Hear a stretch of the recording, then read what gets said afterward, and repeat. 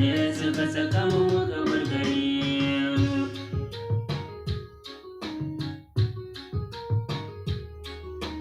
Yanzu babe da mu a wannan kangi mun shiga uku ba ta samu shiga daji.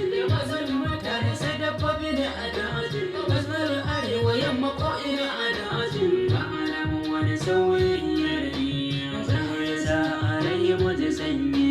Lamarin ta tsoron daji saboda ƙura. Yanzu ga muka su tara muke da kwana. Gudun yan uwa mutane saboda yanzu sun fi so haɗari. Wasu ka shiga wasu raba ka da gari. Wasu raba ka da gari.